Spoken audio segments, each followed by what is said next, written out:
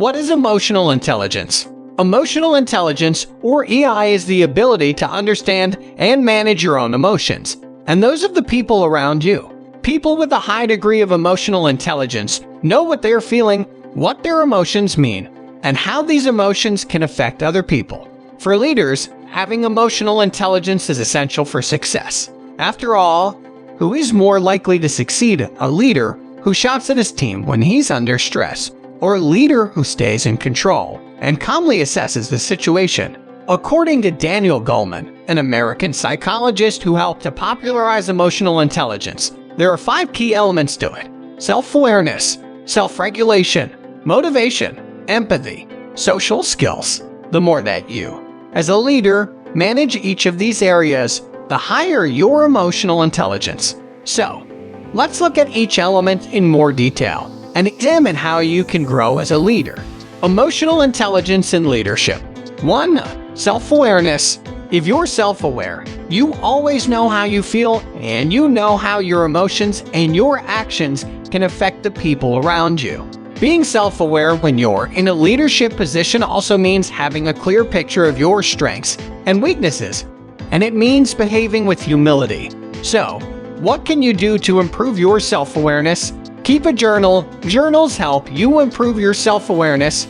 If you spend just a few minutes each day writing down your thoughts, this can move you to a higher degree of self-awareness. Slow down. When you experience anger or other strong emotions, slow down to examine why. Remember, no matter what the situation, you can always choose how you react to it. 2. Self-regulation. Leaders who regulate themselves effectively rarely verbally attack others, make rushed or emotional decisions, stereotype people, or compromise their values. Self-regulation is all about staying in control. This element of emotional intelligence, according to Goleman, also covers a leader's flexibility and commitment to personal accountability. So, how can you improve your ability to self-regulate? Know your values. Do you have a clear idea of where you absolutely will not compromise? Do you know what values are most important to you? Spend some time examining your code of ethics. If you know what's most important to you, then you probably won't have to think twice when you face a moral or ethical decision. You'll make the right choice. Hold yourself accountable. If you tend to blame others when something goes wrong, stop. Make a commitment to admit to your mistakes and to face the consequences, whatever they are. You'll probably sleep better at night, and you'll quickly earn the respect of those around you. Practice being calm. The next time you're in a challenging situation, be very aware of how you act. Do you relieve your stress by shouting at someone else? Practice deep breathing exercises to calm yourself. Also, try to write down all the negative things you want to say, and then rip it up and throw it away. Expressing these emotions on paper and not showing them to anyone is better than speaking them aloud to your team. What's more, this helps you challenge your reactions to ensure that they're fair. 3. Motivation. Self-motivated leaders work consistently toward their goals, and they have extremely high standards for the quality of their work. How can you improve your motivation? Re-examine why you're doing your job. It's easy to forget what you really love about your career. So, take some time to remember why you wanted this job. If you're unhappy in your role and you're struggling to remember why you wanted it, try the 5 whys technique to find the root of the problem. Starting at the root often helps you look at your situation in a new way and make sure that your goal statements are fresh and energizing. Know where you stand. Determine how motivated you are to lead. Our leadership motivation assessment can help you see clearly how motivated you are in your leadership role.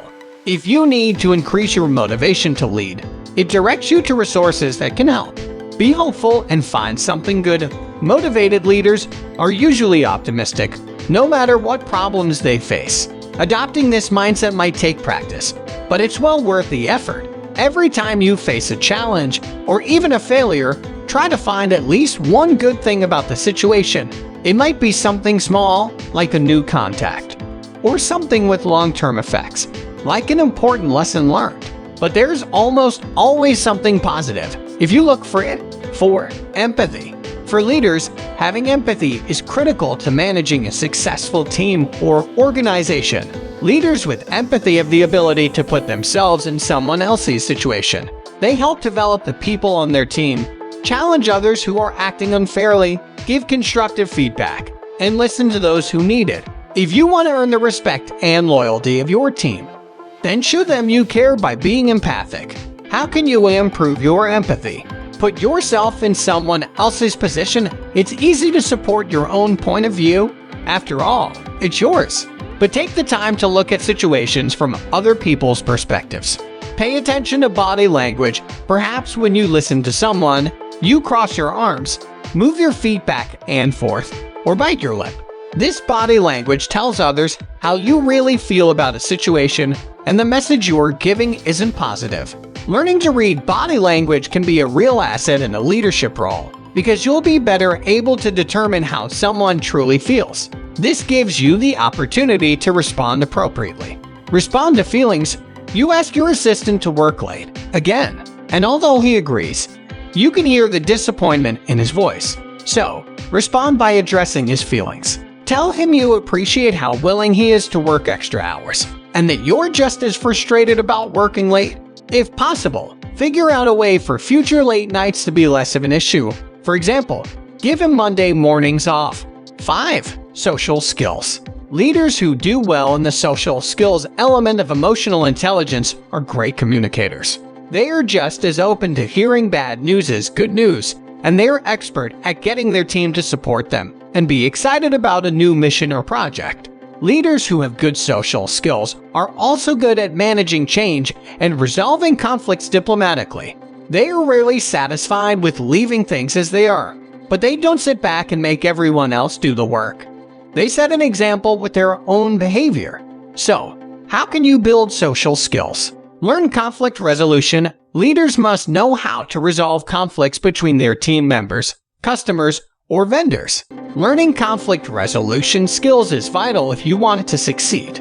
Improve your communication skills. How well do you communicate? Learn how to praise others. As a leader, you can inspire the loyalty of your team simply by giving praise when it's earned. Learning how to praise others is a fine art, but well worth the effort. This video explained everything about the emotional intelligence. If you liked the video, please like, subscribe, and share.